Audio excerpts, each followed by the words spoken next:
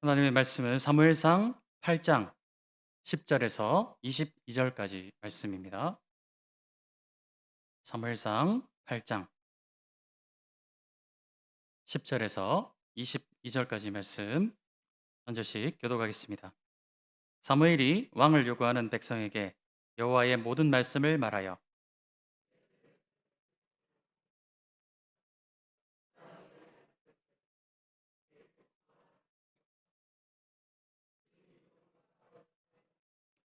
그가 또 너희의 아들들을 천부장과 오십부장을 삼을 것이며 자기 밭을 갈게 하고 자기 주수를 하게 할 것이며 자기 무기와 병거의 장비도 만들게 할 것이며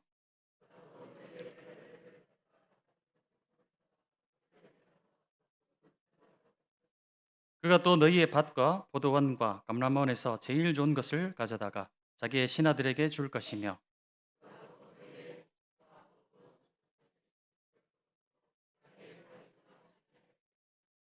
그가 또 너희의 노비와 가장 아름다운 소년과 나귀들을 끌어다가 자기 일을 시킬 것이며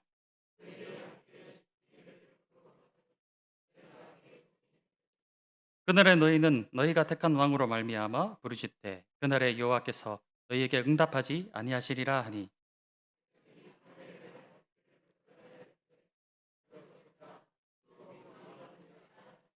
우리도 다른 나라들 같이 되어 우리의 왕이 우리를 다스리며 우리 앞에 나가서 우리의 싸움을 싸워야 할 것이니이다 하는지라.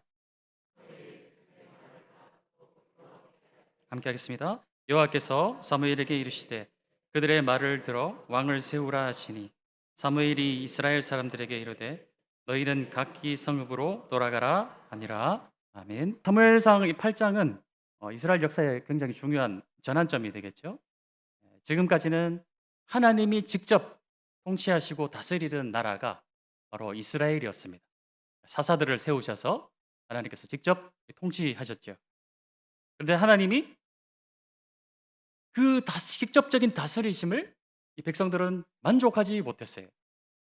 그래서 이웃 주변 나라들을 바라보게 될 때, 아, 우리에게도 눈에 보이는 왕이 있었으면 좋겠다. 눈에 보이지 아니하시지만 이 이스라엘 백성들을 통치하고 다스리시는 하나님 왕이 계심에도 불구하고 그들은 눈에 보이지 않는 왕 말고 우리에게도 눈에 보이는 인간왕을 달라. 이렇게 사무엘을 압박하였습니다.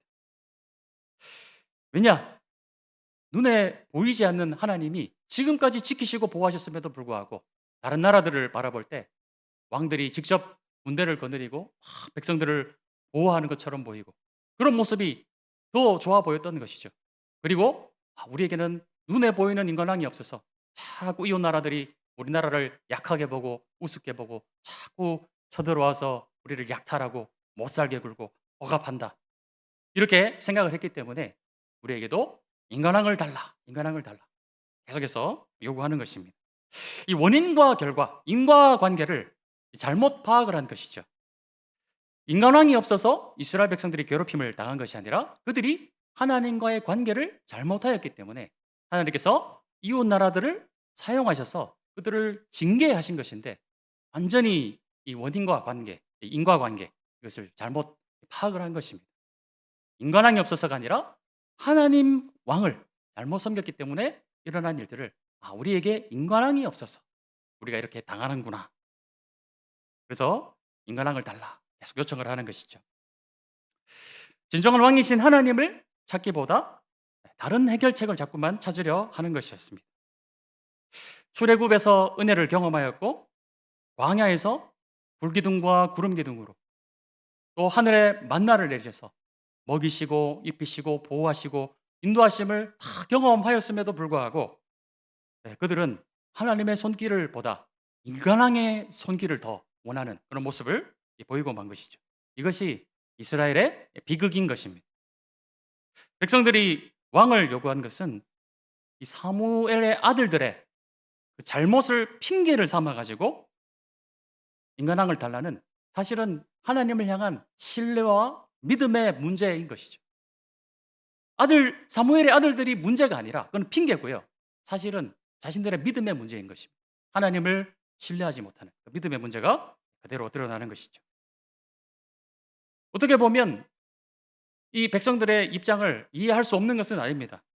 충분히 불안할 수 있죠. 우리를 통치하고 다스리는 사사들이 하나님 앞에 또 백성들 앞에 온전히 서지 못했을 때 우리의 지도자가 이렇게 불안불안하니까 우리에게도 강력한 인간항을 요구하는 것은 어떻게 보면 당연할 수도 있는 그런 일이겠지만 하나님은 그 백성들의 반응을 이렇게 말씀하시죠. 7절 말씀해 보면 그들이 너를 버린 것이 아니요 나를 버려 자기들의 왕이 되지 못하게 함이니라. 그런 백성들의 요구는 정치적 그런 문제가 아니라 하나님을 버린 것이다. 진정한 왕이신 하나님을 버리고 너희들이 지금 인간왕을 달라고 하는 것이다. 이것이 핵심인 것입니다. 백성들은 사무엘의 아들들이 문제입니다 라고 하지만 하나님은 아니다. 문제는 나를 신뢰하지 않는 것이다 라고 말씀하고 계시는 것이죠. 문제는 영적인 것에 문제가 있는데 해결책을 정치적인 것에서 찾으려고 하는 것입니다. 사무엘의 아들들이 잘못했으면 사무엘에게 요청해서 당신의 아들들이 하나님 앞에 회개하게 해주시고 정신을 차리고 하나님의 뜻대로 판결을 굽게 하는 것이 아니라 판결을 온전하게 하나님의 뜻대로 통치하고 다스리게 해달라고 그 문제점 그 자체를 고쳐달라고 요청을 해야 되는데 이 A라는 문제가 있으면 A를 고쳐달라고 해야 되는데 다른 B라는 것에서 자꾸 해결책을 찾으려고 한 것이죠. 왜냐? 백성들의 눈에는 항상 이웃 나라들의 왕들이 자신의 어떤 군대를 거느리고 있고 힘이 있어 보이고 그래서 이 백성들을 지키고 보호하고 다스리고 그런 모습이 너무 좋아 보였던 거예요. 왕이 항시 군대를 거느리고 있는 그 모습이 강력해 보였고 그런 왕이라면 우리를 똑바로 통치해 주겠지. 그런 생각을 하게 된 것입니다. 당시 이스라엘은 어떤 형태였습니까? 이 12부족 연맹체였죠. 항상 상시적으로 군대가 있었던 것이 아니에요. 전쟁이 나면은 사사가 외칩니다. 하나님의 백성들이여 모여라 하면 밭에서 소 몰고 밭 갈고 쟁기 들고 있던 사람들이 그거 그대로 들고 와가지고 쟁기 들고 호미를 들고 전쟁터에 나갔던 것이 사실 당시에 이스라엘의 군대의 모습이었어요. 항상 군대가 이렇게 마련되어 있는 것이 아니라 백성들이 농부였다가 또 목자였다가 그대로 전쟁이 일어나면 그 사람들이 군대에 동원이 되는 그런 형태였습니다. 그런 사람들의 입장에 봤을 때 이웃 나라들에는 항상 군대가 막 마련이 되어 있는 거예요. 무기와 병거가 마련이 되어 있는 거예요. 그 위에 이제 왕이 있는 거예요. 그런 모습이 더 강력해 보이겠죠? 그러니까 사무엘의 아들들의 문제를 핑계를 삼아서 우리에게도 인간왕을 달라. 우리에게도 이런 왕이 필요하다. 그것은 하나님을 버리는 행위였죠. 지금까지 무기와 병거와 항상 마련되어 있는 군대가 없어도 하나님께서 백성들의 군대 대장이 되어주셨어. 제대로 무기 하나 갖추지 않고 훈련조차 받지 않은 그런 백성들이지만 그들이 하나님의 이름으로 나아가기만 하면 백전백승하게 해주셨던 것이 하나님이셨는데 그거는 다 잊어버리고 우리에게도 군대가 있어야 된다. 우리에게도 왕이 있어야 된다. 전혀 자신들의 문제를 보지 못하고 다른 데서 해결책을 자꾸만 찾으려 했던 것이 이스라엘의 모습이었습니다. 사실 우리에게도 그런 모습이 있는 것이죠. 여러 가지 우리에게 문제가 생겼을 때 가정의 문제, 직장에서 문제, 여러 가지 인간관계에서 일어나는 그런 문제들이 생겼을 때에 우리가 가장 먼저 점검해야 되는 것이 무엇일까요? 사실 하나님과의 관계를 우리가 가장 먼저 잘 들여다보아야 되는 것입니다. 하나님과의 관계가 바로 서 있으면 가정에서 일어나는 문제들을 어떻게 해결할 수 있을까요? 말씀의 원리대로 잘 해결할 수가 있겠죠.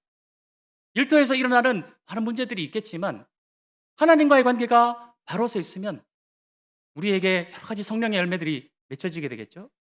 오래 참을 수 있고 온유할 수 있고 오늘 오전에 목사님의 말씀처럼 이삭과 같이 온유함으로 나를 못살게 굴고 괴롭히는 자들이 있을지라도 또 사랑의 원리, 말씀의 원리, 성령의 9가지 열매의 원리로 인간관계를 잘 인내하면서 견디고 이기다 보면 또 해결되는 하나님의 은혜를 경험하게 되겠죠. 여러 가지 인간관계의 문제도 마찬가지인 것이죠. 하나님과 이 관계가 온전히 서 있으면 우리 모든 문제는 다 해결되게끔 하나님께서 그 원리를 이 땅 가운데 두셨습니다. 그래서 우리에게 어떤 문제가 생겼을 때 다른 곳에서 자꾸 해결책을 찾으려 하지 마시고 내가 하나님과의 관계에서 어떤 문제가 있는가 그것을 정확하게 찾아내면 다른 문제는 저절로 풀려진다는 것입니다. 그래서 자꾸 원인을 다른 데서 찾으려고 하지 마시고 가장 먼저 내가 하나님 앞에서 어떠한가를 자꾸자꾸 점검하시는, 말씀의 거울 앞에 자신을 세워두시는 그런 성도님들이 되시기 원합니다. 사무엘은 백성들의 요구를 듣고 크게 근심하였어요. 왜냐하면 이들의 요구에는 단순한 어떤 정치 체제의 변화가 아니라 하나님에 대한 불신앙이 그 안에 들어있는 것이죠. 하나님께서 사무엘에게 백성의 말을 들어주라 말씀하셨지만, 왕이 세워질 경우, 인간왕이 세워질 경우에 어떤 일이 일어나게 될지 분명히 또한 경고하라고 사무엘에게 말씀하고 계십니다. 그것이 10절에서 18절까지 말씀에 나와 있는 것이죠. 사무엘은 백성들에게 인간왕이 세워졌을 때 그 왕정 제도의 실상을 설명을 하기 시작합니다. 왕이 막 너희 아들들을 데려다가 병거와 말을 위해 막 일하게 할 것이다. 또 너희 딸들도 동원되어 가지고 또 너희의 밭도 다 왕들이 가져갈 것이고 너희들이 얻는 수입의 10분의 1도 다 왕에게 갖다 바쳐야 되고 가축도 가져가고 종들로 부릴 것이다. 사무엘이 반복적으로 여기서 말씀하고 있는 구절이 있어요. 그것이 무엇이냐면은 그가 취할 것이다. 그가 취할 것이다. 그가 누구일까요? 인간왕이죠.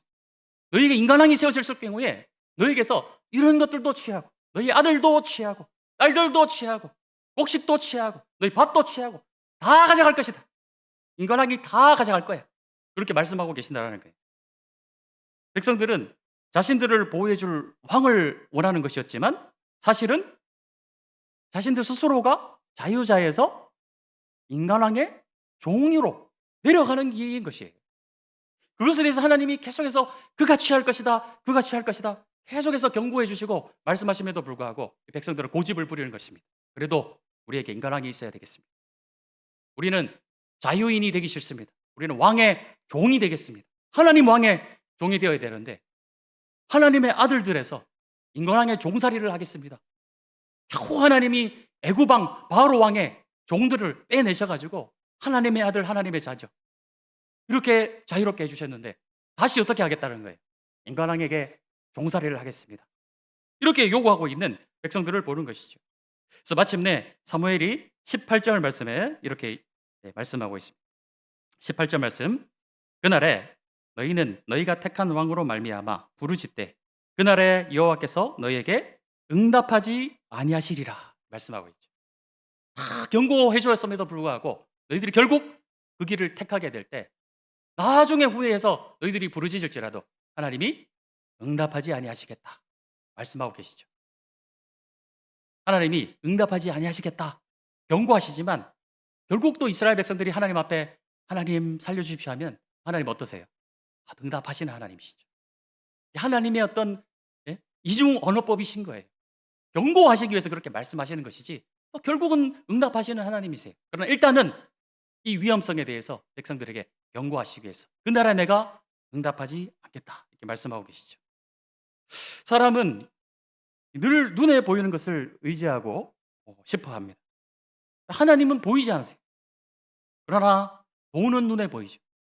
하나님은 눈에 보이지 않지만 권력은 어느 정도 눈에 보입니다. 하나님은 눈에 보이지 않으시지만 우리 학벌과 경력은 눈에 보이는 것이죠. 그래서 하나님보다 세상 방식을 따라서 세상의 어떤 이 방식을 더 신뢰할 때가 많은 것이 우리들의 연약함이에요. 그래서 이 정도 재산만 있으면 내가 그래도 어느 정도 안전하게 살 수 있지 않을까. 이 사람만 내 곁에 두면은 내가 좀 행복해지지 않을까. 내가 저 자리에만 올라가게 되면은 그래도 내가 어느 정도 만족할 수 있지 않을까. 결국 하나님보다 앞세운 것은 결국 우리를 다스리는 주인이 된다는 것을 명심하셔야 돼요. 이 정도 재산만 있으면 내가 행복해질 텐데 그 재산이 나에게 주인 노릇을 하게 됩니다. 이 사람만 있으면 내가 행복해질 텐데 라고 얘기하는 순간 그 사람이 나의 주인 노릇을 하게 되는 것이. 내가 저 자리에 올라가면 내가 만족할 수 있을 텐데 나를 지켜줄 수 있을 텐데 그 자리가 나의 왕 노릇을 하게 되는 것입니다. 백성들은 인간왕을 통해서 자유를 얻으려 했지만 결과는 무엇이었죠? 하나님이 경고하신 대로 너희들은 결국 그 왕의 종이 될 것이다. 참 이상합니다. 사람은 그런 것들을 통해서 자유를 얻으려고 하지만 그러면서 끊임없이 어떤 새로운 주인을 찾고 있는 거예요. 그걸 통해서 내가 자유를 얻으려고 하는데 실상은 어떻습니까? 내가 갈구하는 그것이 나를 종으로 만들고 그것이 내게 주인 노릇을 하게 된다라는 거예요. 자유를 갈망하지만 결국은 종살이가 되게 하는 원리가 바로 세상의 원리라는 것입니다. 돈이 있어 행복할 것 같으면 돈의 종노릇이 되는 것이고 성공으로 만족할 것 같으면 성공의 종이 되는 것이고 사람들에게 인정받으려고 하면 인정 욕구의 시선의 종이 되는 거예요. 끊임없이 다른 사람의 시선이 나에게 왕노릇을 하는 것이죠. 처음에는 내가 그런 것들을 붙드는 것 같지만 어느 순간 그것이 나를 붙들게 되는 것이. 우리가 하나님 대신 붙드는 그것이 결국은 우리의 왕이 되고 결국 그것을 섬기게 만든다라는 것입니다. 좀 진부한 이야기일 수 있겠지만 우리는 이러한 예들을 너무나도 잘 알고 있죠. 성공의 종이 되어서 막 살아가다가 보면 놓치게 되는 것들이 있어요. 막 치루어야 할 때가들이 있습니다. 내가 이 젊은 시절 열심히 돈을 벌어가지고 내가 우리 가족을 행복하게 하고 우리 부모님을 행복하게 하고 내 자녀들을 행복하게 해야 되겠다. 잠시 잠깐은 내가 부모님과 자녀들, 가족을 좀 이렇게 내려놓고 내가 이 성공을 위해서 열심히 살아가야 되겠다. 시간이 지나서 이제 효도하려고 하면 부모님들은 이미 연로하시거나 이 세상에 안 계시거나 이제 내 자녀들을 내가 좀 성공을 해가지고 내 자녀들을 좀 어떻게 행복하게 하려고 하면은 애들이 손을 안 잡아줘요. 10살만 지나니까 길에서 손을 안 잡으려고 하더라고요. 그러니까 성공을 위해서 내가 열심히 달려갔지만 이 대가를 많이 치러야 된다는 것이죠. 결국은 내가 무언가를 막 쫓다 보니까 대가를 치르고 잃어버리는 것들이 더 크지 않습니까? 어떤 격언이 어느 분에게 최근에도 저한테 그런 말씀을 하신 분이 한 분 계셨는데 현대인은 노년에 쓸 병원비를 벌기 위해서 젊음을 다 갖다 바치다가 실컷 돈 다 벌어봤자 노년에 병원비로 다 쓴다는 거예요. 그럴 바엔 그냥 행복하게 지금 행복하게 사는 게 낫다. 최근에 권사님께서 저한테 말씀해 주셨는데 그 말을 생각을 해보니까 정말 맞더라고요. 젊음을 갈아넣어 가지고 밤낮 없이 열심히 일했는데 그래서 돈을 모았는데 결국 그것이 나중에 병원비로 다 나간다라는 거예요. 무엇을 쫓았느냐? 결국 나중에는 후회만 남더라는 것이죠. 알고 보니까 성공을 위해 행복을 위해 쫓았지만 결국 성공의 종살이, 행복의 종살이가 되어 가지고 그것들이 나를 지배하고 다스리는 줄도 모르고 종노릇하다가 많은 것들을 다 놓치게 되더라는 것이죠. 그 무엇보다도 가장 우리가 놓치게 되는 것이 무엇입니까? 성공을 쫓아 살다가 권력을 쫓아 살아가다가 여러 가지 다른 행복을 쫓아 살다가 가장 놓치게 되는 것이 무엇일까요? 하나님과의 관계를 놓치게 되는 것이죠. 하나님과의 관계를 놓치게 되는. 내가 야근을 열심히 해가지고 돈 한 푼이라도 더 벌어가지고 나중에 내가 어느 정도 부를 쌓으면 하나님을 섬기고 교회를 섬기고 이웃들도 섬기고 그러나 지금 어떻습니까? 지금 하나님과의 관계가 다 깨져버리는 거예요. 나중에 돌이키려고 해도 그때는 이미 건강을 잃어버리고 가족을 잃어버리고 여러 가지를 다 잃어버린 채로 상실한 마음 그대로 상처푸성인 탕자처럼 하나님 앞으로 돌아가게 되는 것입니다. 그러면 하나님은 어떠십니까?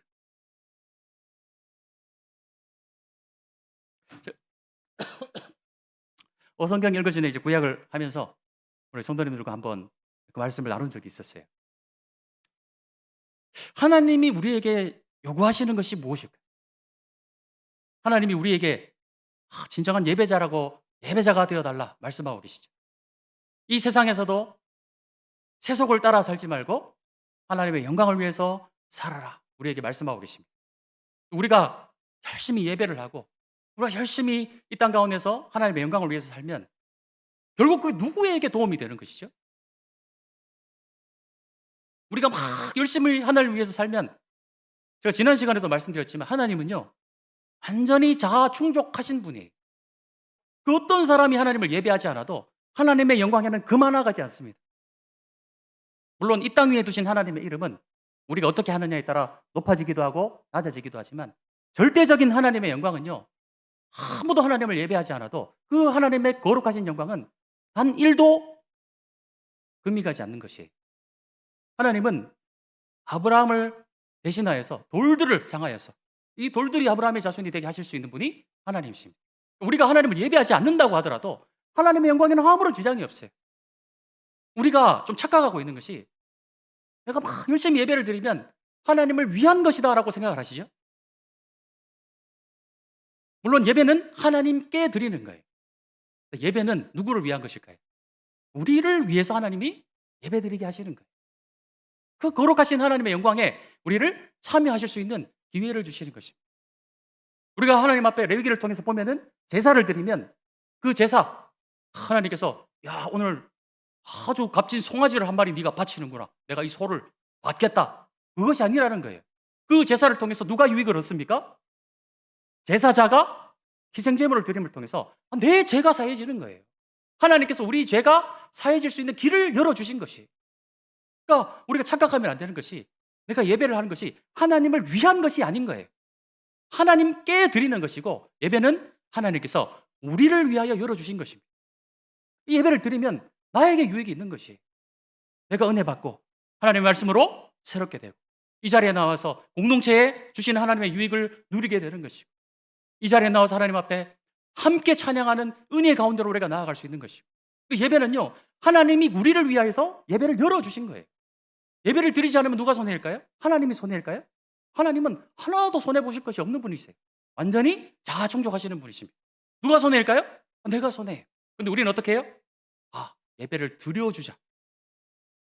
누구를 위해 드려주는 것입니까? 누구를 위해 예배를 드려주는 거예요? 목사님을 위해서요? 장로님을 위해서요? 내 구역장 권찰을 위해서요? 내가 빠지면 우리 구역장 권찰 힘들어하니까. 그것이 아니라는 거예요. 예배를 드리면 다 나를 위한 것입니다. 하나님이 나를 위하여 예배를 열어주신 것이. 예배를 드리면 내가 유익이 있고 예배에 빠지면 내가 불행해지는 것입니다. 그것도 모르고 자꾸 반대로 생각하는 것이죠. 예배를 내가 드려줘야 되겠다. 그것이 아니라는 것입니다. 하나님은 세상 인간왕은 어떻습니까? 오늘 말씀대로 그가 취할 것이다. 너희가 인간왕의 종이 되어서 이것도 바쳐야 되고 저것도 바쳐야 되고 다 바쳐야 된다. 우리의 진정한 왕이신 하나님은 어떻습니까? 우리에게 뭔가 취하시는 하나님이 아니시라는 것입니다. 하나님은 어떤 하나님이시죠? 애굽의 노예였던 백성들에게 자유를 주신 분이에요. 율법을 주신 이유가 무엇입니까? 율법을 지킴으로써 하나님 앞에 유익이 되라고요? 아니라는 거예요. 율법을 통해서 이스라엘 백성들을 지키시고 보호하시고 우상으로부터 보호하시고 온갖 부정과 불행한 것들로부터 하나님이 지키시고 보호하시기 위해서 율법을 주신 것이에요. 그거 내가 열심히 지켜서 하나님께 뭔가 유익이 되겠다. 그게 아니라는 거예요. 우리를 지키시고 보호하시기 위해서 율법들을 주셨다라는 것입니다. 그래서 하나님은 어떻게 하십니까? 애굽 백성들에게 자유를 주셨고요. 광야에서 만나를 내려주셨고 가나안 땅을 예비하셔서 이스라엘 백성들에게 주셨어요. 세상 왕은 그가 취하고 내게 바쳐라 하지만 하나님은 어떻습니까? 하나님을 잘 섬기면 다 내어주시는 분이 하나님이세요. 결국 나를 위해서 하나뿐인 아들 독생자 예수님까지도 내어주신 분이 우리의 진정한 왕이신 하나님이시라는 것입니다. 인간왕은 다 가져가요. 다 대가를 요구합니다. 나를 지키고 보호해주는 대가로 나의 것을 다 취하는 것이 인간왕이고 세속의 왕입니다. 그러나 하나님은 우리가 하나님을 잘 경외하고 섬기면 섬길수록 다 내어주시는 분이 우리 하나님이시라는 거예요. 근데 그것도 모르고 어떻습니까? 우리는 세상 왕이 더 좋아 보이니까 세속이 더 좋아 보이니까 자꾸 그 제도를 따라가려고 하죠. 돈 많은 사람이 좋아 보이니까 하나님을 버리고 돈 많은 사람을 따라가려고 해요. 권력 있는 사람을 보고 그것이 좋아 보이니까 그 권력을 주신 분이 하나님이신 줄도 모르고 인간 권력을 가진 자를 자꾸만 따라가려고 하는 것이 우리의 연약함이라는 것입니다. 그만큼 세상의 세속이 무섭고 유혹이 강렬한 것이 다 압니다. 우리가 여기서 모르는 것이 아니에요. 다 알지만 어떻습니까? 알고도 속게 만드는 것이 세상의 무서움이고 강력한 그들의 힘이라는 것입니다. 제일 무서운 것은 알고도 스스로 속는 길을 가는 것입니다. 결국 백성들은 이 경고를 듣고도 어떻습니까? 돌이키지 않는 것이죠. 19절, 20절 말씀 보겠습니다. 백성이 사무엘의 말 듣기를 거절하여 이르되 아니로소이다. 우리도 우리 왕이 있어야 하리니 우리도 다른 나라들 같이 되어 우리의 왕이 우리를 다스리며 우리 앞에 나아가서 우리의 싸움을 싸워야 할 것이니이다 하는지라. 하나님 말씀을 그대로 일도 가감 없이 다 알려주었습니다. 너희들이 인간왕을 섬기게 될 때 이렇게 될 것이다. 다 경고하고 알려주셨음에도 불구하고 다 알아요. 다 알지만 어떻습니까? 그래도 우리는 세상 방식을 따르겠습니다. 세상 방식을 따르겠습니다. 그것이 그만큼 어떻습니까? 강력한 유혹이 있는 것입니다. 사무엘의 경고를 듣고도 백성들은 마음을 돌이키지 않았어요. 더 강력하게 말하죠. 아닙니다. 아닙니다. 인간왕이 있어야 되겠습니다. 우리도 다른 열방과 같이 되어서 그 왕이 우리를 다스리고 우리 앞에 나가서 그 왕이 우리를 대신해서 싸워줘야 될 것입니다. 하나님이 싫어서가 아니라 하나님만으로는 안 된다라는 거예요.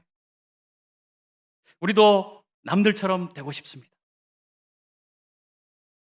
하나님이 이 백성들을 선택하시고 애굽으로부터 끌어내신 이유는 다른 세상 나라들과 같이 되지 않게 하시려고, 특별히 구별하시려고, 내 백성, 내 나라, 내 백성, 내 아들 이렇게 구별해 내셨는데 지금 이 아들, 딸들이 어떻게 하고 있는 것입니까? 우리는 그거 싫어요. 우리는 세상과 똑같이 되겠습니다.